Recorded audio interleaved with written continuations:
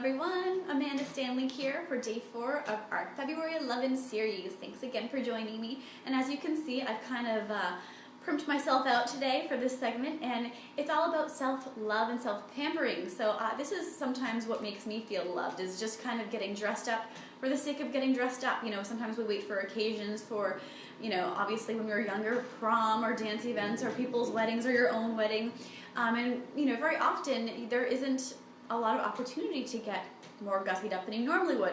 And me, typically being a jeans and t-shirt wearing kind of gal and off playing in the woods somewhere, I don't always dress up. But when I do, it's really fun. And I like to do it occasionally for no good reason other than I want to feel extra beautiful today and I want to do it for myself. So that's what I did. I even blinged out my ring fingers. And if you didn't know, in Chinese medicine and ayurvedic medicine, these fingers represent the heart. Physical heart and emotional heart. And of course, our ring finger on our left hand is usually the one in this culture anyways that we wear our wedding bands and engagement rings. And supposedly there's a vein that runs from this finger all the way to our physical hearts. So that's the reason, or one of the reasons why we do that on our left ring finger. So kind of a fun little added information there about heart and love and some folklore there. But today, okay, self-pampering. Let's invite more of it into our lives. I'm going to send you some of my favorite herbal recipes to encourage you to play around, do some do-it-yourself recipes to do some self-pampering. So I have a herbal honey mask, a foot scrub, a massage oil, my favorite tea, and a nighttime toddy, all around the heart and loving yourself more and supporting the physical and emotional heart. So that is what you're going to look forward to checking out in the rest of this email blurb below the video. And part 2 is that I would like you to write a love note to yourself. So I want you to get out your most fancy stationery with your most favorite pen, and I want you to, whatever comes to mind, really sit and kind of ground yourself, clear your mind, clear your head, and think of what you want to tell yourself a year from now. And I want it to be really encouraging things, just reminders. My hubby just came home.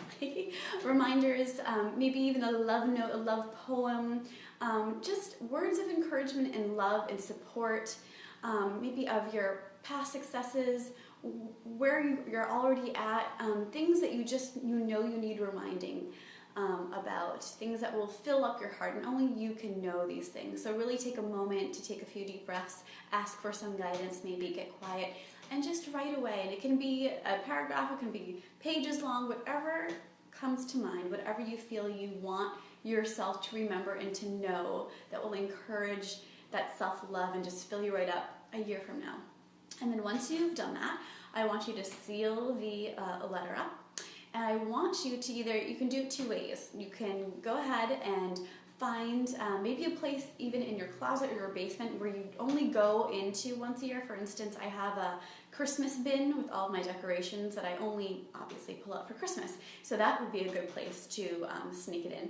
Or maybe you swap out your spring clothes and winter clothes once a year. So that's another place once you're, although I would wait until we get closer to spring, I guess, for that one, because I want you to wait almost a full year before you find it again. So just brainstorming on where that might be for you, whether it's a clothes bin or a Christmas bin or something that you only take out once a year. That might be in your attic, your basement, or your closet or whatnot.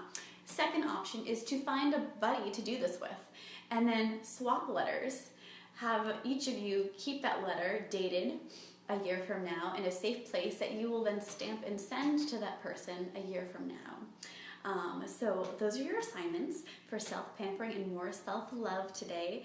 And I hope you will continue to keep me posted on all the good things you've been doing for yourself and others all around love on Pinterest, Facebook, Google+, wherever you want to post it with your images, your insights, anything you want to share with me. I love hearing it. Remember that every time that you do, I enter your name into the raffle one more time to win that herbal love package I will be sending out to one lucky recipient at the end of our time together.